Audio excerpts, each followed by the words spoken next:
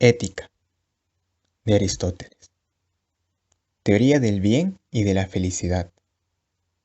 El bien es el fin de todas las acciones del hombre. Todas las artes, todas las indagaciones metódicas del espíritu, lo mismo que todos nuestros actos y todas nuestras determinaciones morales, tienen al parecer siempre por mira algún bien que deseamos conseguir. Y por esta razón ha sido exactamente definido el bien cuando se ha dicho que es el objeto de todas nuestras aspiraciones. Pero tengas entendido que esto no impide que haya grandes diferencias entre los fines que uno se propone.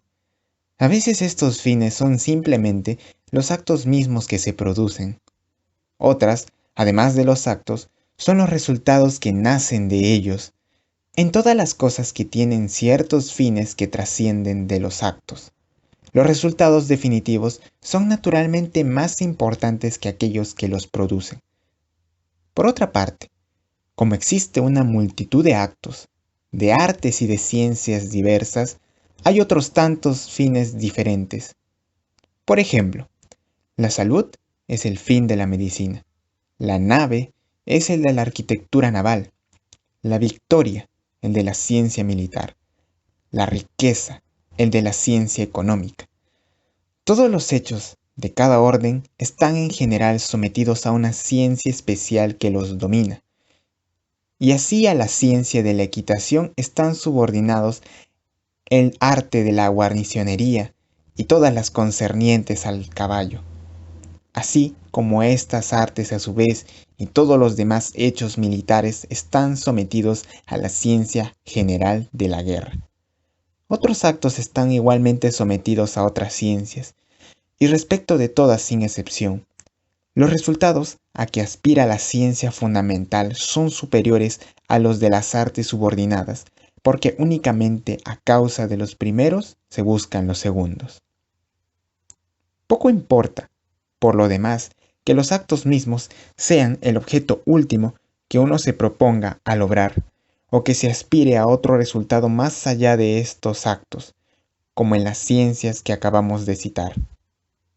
Si en todos nuestros actos hay un fin definitivo que quisiéramos conseguir por sí mismo y en su vista aspirar a todo lo demás, y si por otra parte, en nuestras determinaciones no podemos remontarnos sin cesar a un nuevo motivo, lo cual equivaldría a perderse en el infinito y hacer todos nuestros deseos perfectamente estériles y vanos. Es claro que el fin común de todas nuestras aspiraciones será el bien supremo. No debemos creer que, con relación a la que ha de ser regla de la vida humana, el conocimiento de este fin último tiene que ser de la mayor importancia y que, a la manera de los arqueros que apuntan a un blanco bien señalado, ¿estaremos entonces en mejor situación para cumplir nuestro deber? Si esto es cierto, debemos intentar definir el bien, aunque no sea más que haciendo de él un sencillo bosquejo y hacer notar de qué ciencia y de qué arte forma parte. Un primer punto que puede tenerse por evidente es que el bien se deriva de la ciencia soberana, de la ciencia más fundamental de todas, y esta es precisamente la ciencia política. Ella es, en efecto, la que determina cuáles son las ciencias indispensables para la existencia de los estados, cuáles son las que los ciudadanos deben aprender y hasta qué grado deben poseerlas. Además, es preciso observar que las ciencias más estimadas están subordinadas a la política. Me refiero a la ciencia militar, a la ciencia administrativa, a la retórica.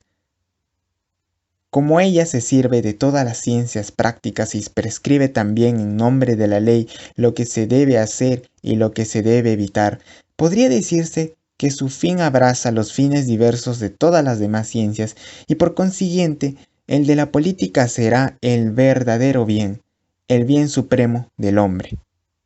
Es cierto, por otra parte, que el bien es idéntico para el individuo y para el Estado. Sin embargo, procurar y garantizar el bien del Estado parece cosa más acabada y más grande, y si el bien es digno de ser amado, aunque se trate de un solo ser, es, no obstante, más bello, más divino, cuando se aplica a toda una nación, cuando se aplica a estados enteros. Por lo tanto, en el presente tratado estudiaremos todas esas cuestiones que forman casi un tratado político. Habremos dicho, en esta materia, todo cuanto es posible si logramos tratarla con toda la claridad que ella permite.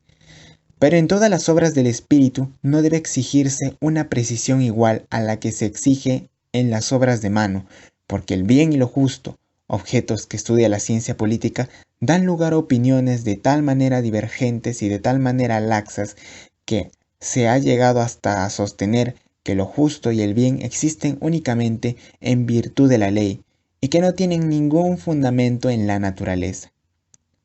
Por otra parte, si los bienes mismos suscitan tan gran diversidad de opiniones y tantos errores, es porque sucede con mucha frecuencia que los hombres solo sacan mal de tales bienes y se ha visto a menudo perecer algunos a causa de sus riquezas, como perecían otros por su valor. Así pues, cuando se trata de un asunto de este género y se parte de tales principios, es preciso saber contentarse con un bosquejo un poco grosero de la verdad. Y además, como se razona sobre los hechos generales y ordinarios, solo deben sacarse consecuencias del mismo orden y también generales. De aquí que deba acogerse con indulgente reserva todo lo que habremos de decir. Un espíritu ilustrado no debe exigir en cada género de objetos más precisión que la que permita la naturaleza misma de la cosa de que se trate. Y tan irracional sería exigir de un matemático una mera probabilidad como exigir de un orador demostraciones formales. Siempre hay razón para juzgar aquello que se conoce y respecto de ello es uno un buen juez, mas para juzgar un objeto especial es preciso conocer especialmente este objeto y para juzgar bien de una manera general es preciso conocer el conjunto de las cosas. He aquí por qué la juventud es poco a propósito para hacer un estudio serio de la política, puesto que no tiene experiencia de las cosas de la vida y precisamente de estas cosas es de las que se ocupa la política y de las que deduce sus teorías. Debe añadirse que la juventud, que solo escucha la voz de sus pasiones, en vano oiría tales lecciones y ningún provecho sacaría de ellas, puesto que el fin que se propone la ciencia política no es el simple conocimiento de las cosas, sino que es ante todo un fin práctico.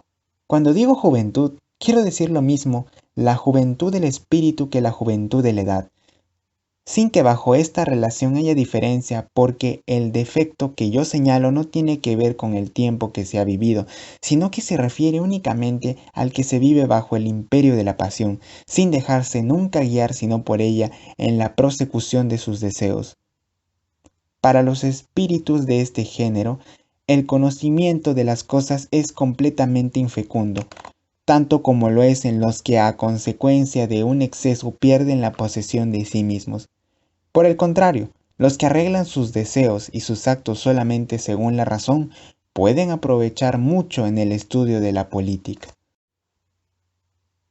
Pero limitémonos a estas ideas preliminares por lo que hace al carácter de los que quieren cultivar esta ciencia, a la manera de recibir sus lecciones y al fin que aquí nos proponemos.